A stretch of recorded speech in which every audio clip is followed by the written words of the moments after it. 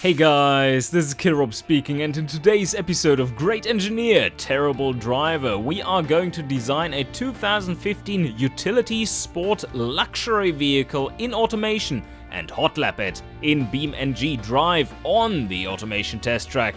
What driver score will I achieve today? We shall find out. Oh, this will be a fun build. It will be a really fun build because this is probably what I would classify for my personal taste to be the stupidest car or car type of all times. It is something that tries to be everything, that fails at everything. It does nothing right and everything pretty okayish. So this is a weird design. But okay, let's make the best out of it, shall we? So it is an SUV. This almost looks a bit like an SUV. Not quite. Do we have anything SUV-esque in here? We must have. This looks like an SUV too. Depends on how high you make it. But this is too small. We are aiming for a luxury vehicle after all. And a luxury vehicle needs to be large. Well, here we go. This is almost right. Oh, this is even bigger. Yeah, this looks like it is the car that we're going to use. 2007 SUV style body and not too shabby on the drag coefficient, so can make it fast. It has plenty of cabin size and not too much cargo volume. Great, let's use this one. So, panel material, well, full aluminium, I guess. That is adding a bit more prestige. It doesn't make it as heavy as the car looks, although that won't hinder it from going way beyond 2 tons, I believe. Just like a proper sports car should be, you know. Yes, exactly. So, what do we want to go with? Oh yeah. We are going with semi-space frame, actually. Yeah, I think that's a good choice for this one. Has high tooling cost, but we can assume that this will be made as part of another model series, or part of a series of, within a model that is catering to all kinds of demographics. Because why wouldn't it? It is trying to cater to all demographics by itself already. And we do need front longitudinal mounted engine, and now, because it's a luxury vehicle, you probably want to go with double wishbone multi-link. Yeah, that's good. Okay, let's choose that. Excess everywhere. And now, to make it a proper SUV luxury, usually I would put a large V8 into it, if it's not the luxury version, but this definitely needs a V12. Without a V12, it's half a car, and it needs to be large. How about a 7-liter V12? Sounds about right? Yeah, I made it a slightly undersquare, I mean. That's probably not too good. Let's switch that around. There we go. Basically a square engine. And dual overhead cam 4. 48 valves. And a head material, Alzi. Do we need forged? Yeah, I guess. Oh, the fill factor is massive already. May have to tone it down a bit.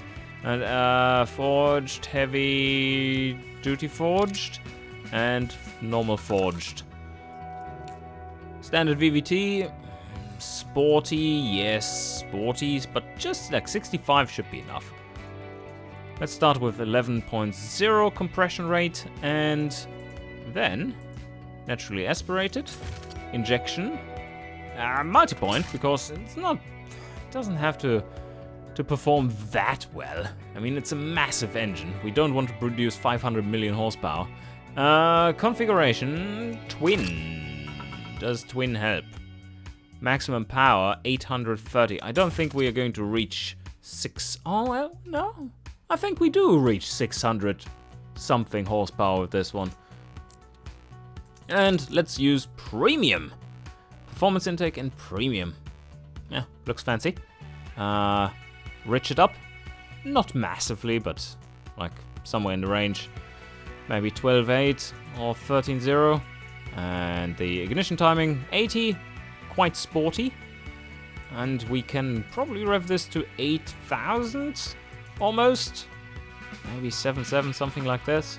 And we are going with tubular headers. And the fill factor is becoming outrageous, but it's still not full. It's still not full, it's fine. It's less than 1. So, we're good. Exhaust, dual exhausts.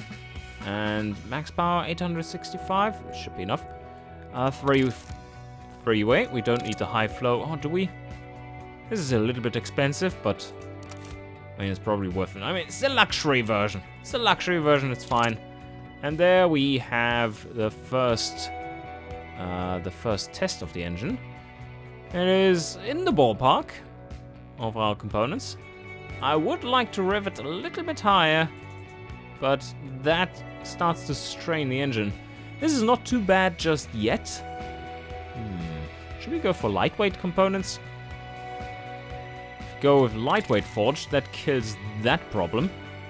But lightweight forged here might be a bit excessive on the luxury. I know, I'd rather have this one and rev it slightly higher. Can up the cam profile a bit more. But no, 8,100 it is, or 8,000.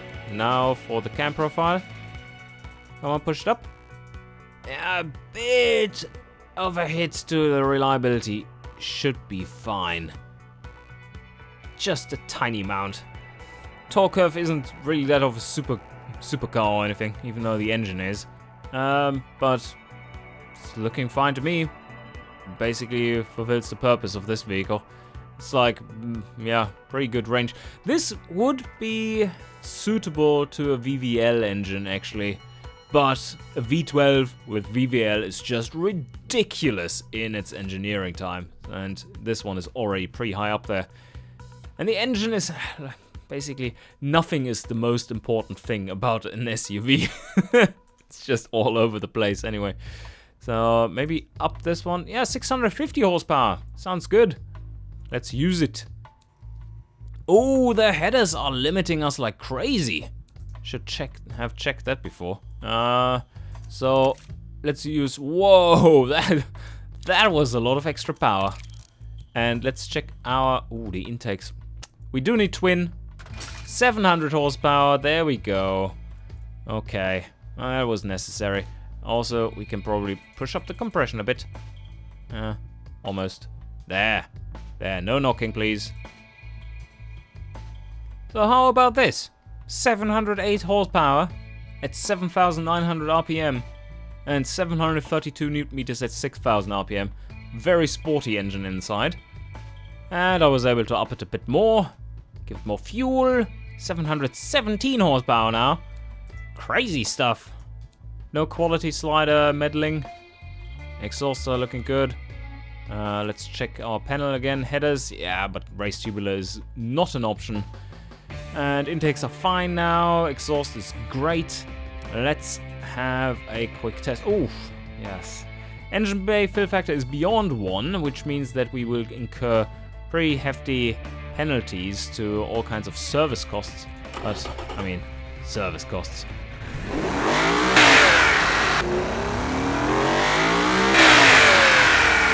Oh, yep, okay. Yeah, that sounds rather cruel. So, let's take that. And the body. The body of a true SUV. Oh my god. Oh my god. Let's make it look remotely sporty, but just giving it a bit more of a lean in the front. It is a Cayenne style body, I assume, so... Blop. That nose is one that only a mother can love. So, okay, let's tone this down a bit. How much tires do we need? Answer, a lot. Why does this ass look so fat? Let's tone this one down too. Still looks ugly as fuck. Anyway, we need more wheel arch. As always, paint and fixtures are coming a little later. And now for the drivetrain. Of course, all-wheel drive. That power needs to be put on the road somehow. And it's It's not really a sports car. It's advanced automatic. It's fine. 7 gears. Yeah, whatever. Maybe 8. More prestige. Costs a bit more. More engineering time too, though. And what do we want for this? I probably... do we want viscous or electric? I mean, electric is just so expensive, but it is the luxury version, so yeah, let's put the electric inside. For power split, I'm first aiming for 35-65. Radial tires, sports compound, and now let's make them big. This looks redonkulous. Then again, I have no sense of taste for SUVs anyway. So, forgive my terrible attempt at designing this thing. Everything looks awful on this. Maybe this works out. Maybe. I don't know. Okay, continue. Wheels. Yes, we do want full alloys. 255 front and rear at a profile of 55. And pretty massive. It's all around pretty massive. 23-inch rim diameter. This thing will need brakes. Lots of them. So 6-piston, probably aiming at 350 for the size. And then a 3-piston in the rear at 320 is my gut feel for them. Pad type probably around 50-ish, yes. It's supposed to be a compromise between luxury and sport, which is 50. And brake bars, we don't touch that until later. This thing needs to be fast in order to get some bonus points for EPIN and prestige. Cooling, we don't care. I mean, that's fine. Oh, seats, yes. 4 seats. 4 proper seats. Or 6 seats. We could have 6 proper seats. But that very much depends on the category. Let's put 6 seats in there for now. And then check if that is actually what they want or not. Luxury infotainment just costs 8,000. Do we want to tone this down? Nah, not yet. Then we need electric variable, that's very important, and probably go for the highest end here as well. And then advanced, because it tries to do everything. It will be very costly, but it tries to do everything. Active comfort, not active sport, very important. And then semi-active, yeah, and passive. Let's see, stats. Drivability, 81. Sportiness, just 27. Sounds about right, almost. So let's tune it for sport. That will amp it up quite a bit. Sacrificed lots of comfort though. But take a look at this. Which category is the highest scoring? Utility, sport, luxury. We nailed it. We nailed it. 107 score in this one. And with a normal suspension setup, that makes sense. 110 almost. So now for a bit of fine tuning. 0 to 100 in 4.4 seconds. Top speed 338. Respectable numbers. Maximum acceleration up here 1.18 Gs. Yeah, it's quite scary, and it's low geared. 3rd gear goes exactly to 100.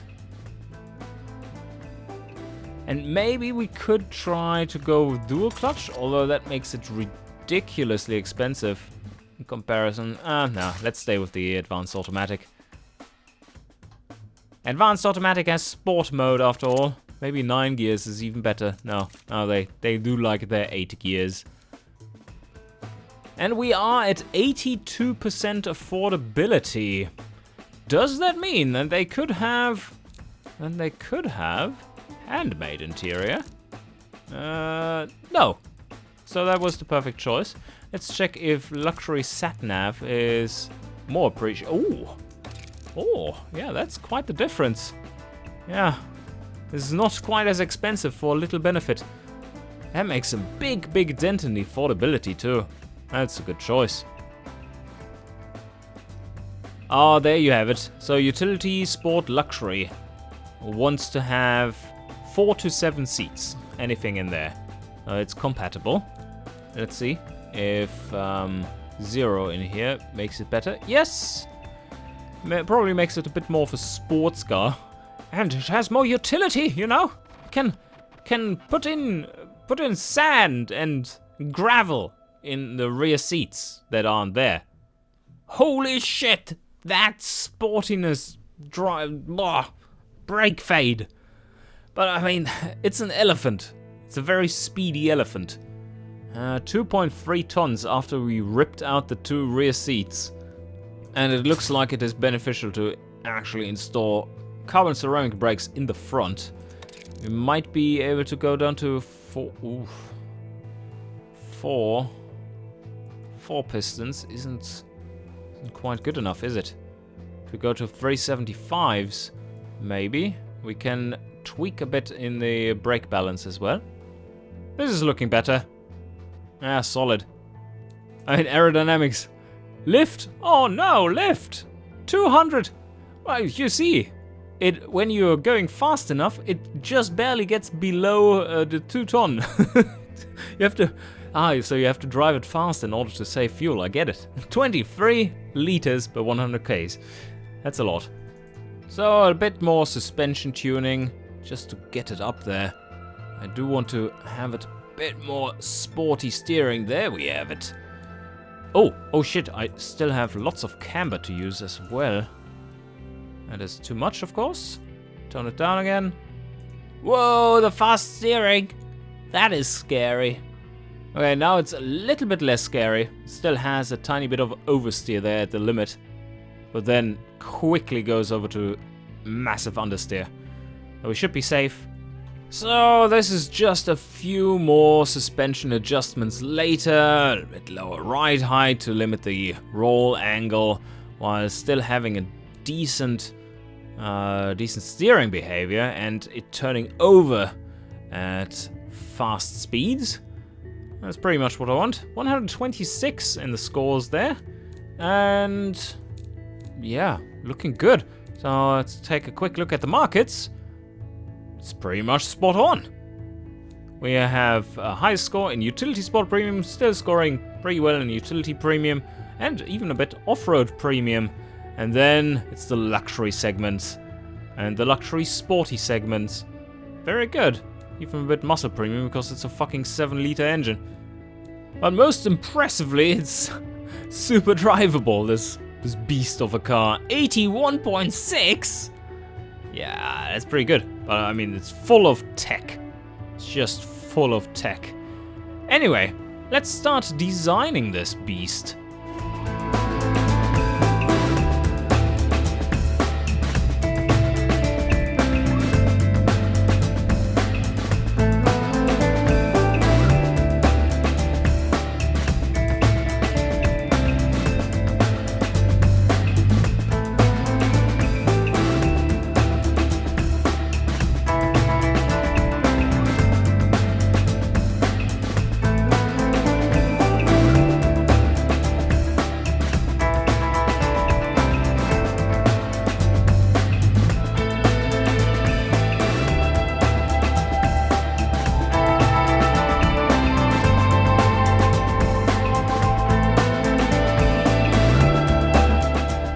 And here it is, finally done. The Jotunheimen Viking. Yes, it is an impressive car. It's very, very modern. And then the rear is very disappointing. But it's so hard to design hatchback rears. I have no clue how to do this. So custom taillights it is. But yeah, it's not looking that great. How do you do that without going over seams? I mean, that's what I tried to avoid. My branding is pretty neat, though. Look at that. Rather pretty, isn't it? Yes. Put together out of a few pieces, as you have seen. There it is again. And I really like the front. I really like the front. It's a bit bear-like. And these fit nicely into the vents. And this is not overstated. It's like elegant, but still slightly brutal. And then the sides have the same design themes going for them. And the door handles have the same design theme going for them. And the rear has the same design theme going for them, but it's just a fake grille. And then, yeah, that's it. Oh, yeah, rear top brake light and antenna, of course. And there's not much more to say about this one, apart from I actually think this is one of my better designs. One of my better designs, as you can see, from the front and the side. Beautiful. Yes, so that was the Jotunheimen Viking. Very good. Now, the Jotunheimen Viking. Oh, yeah, one thing here too. Inverse bonnet bulge fits very nicely with this shape, as you can see. I thought that was a neat little trick. I've never used that before.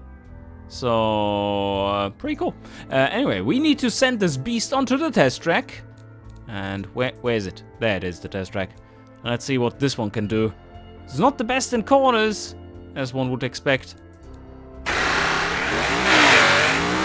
Oh my god. So much shifting.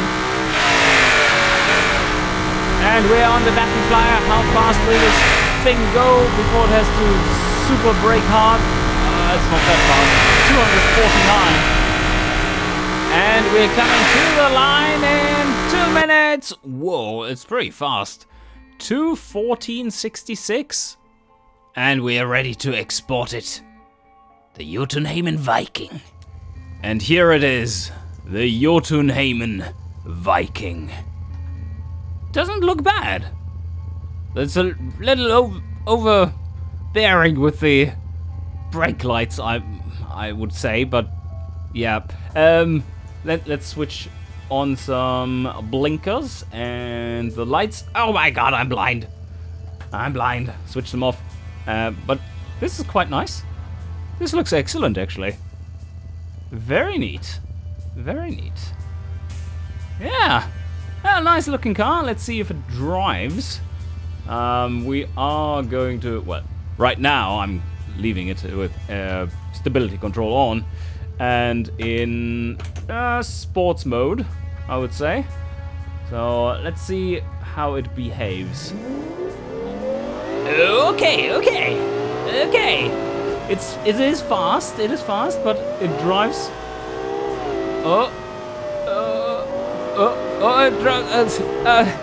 It drives like a Jeep. Well, Jeep wouldn't be quite that fast and grippy, but still, it doesn't feel like a sports car whatsoever. Oh no! Oh, and that engine scream at the same time. Brakes! Oh, steer! Oh my god, this is a handful. It's damn fast. Damn fast. But it's not made to be driven fast. It doesn't feel like it.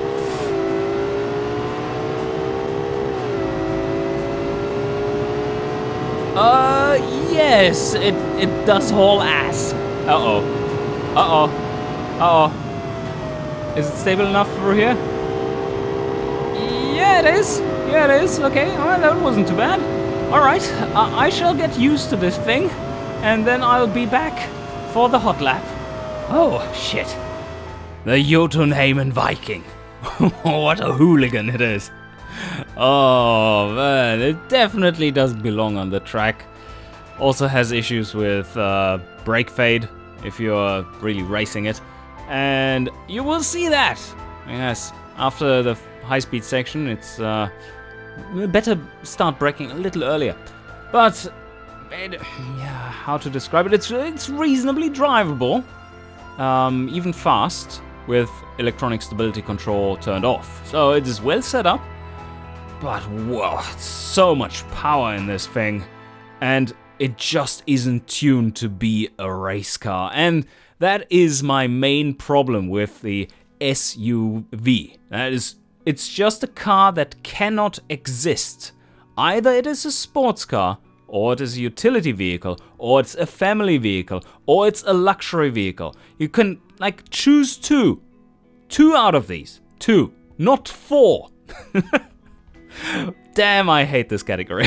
But, I mean, the car is quite nice. And if you drive it slow, I can imagine it's fantastic to drive. This thing would be amazing. So, yeah, just don't take it on the track and pretend it's a sports car. It really isn't. Anyway, let's put this on the track and pretend exactly that. Alright, load it up and go! Catapult us out of here! Fuck! And here we go. Early braking for the Evertsen S's. And out of here. Problem is, it's way too fast. It's way too fast. Just tap the pedal and you are at 120 easily. Okay, full throttle towards Bahrain's Bend, but some braking here. Can't go through too fast. That was a nice line, Killer Rob. That was a really nice line, but now we need to slow down. Ooh, Banham ahead. Slow and easy. And the engine is screaming towards Caswell's carousel. Brakes, can't go too fast through here. It's not a car that is made for that. And full throttle down the Daffy Flyer. And breathe, Karen.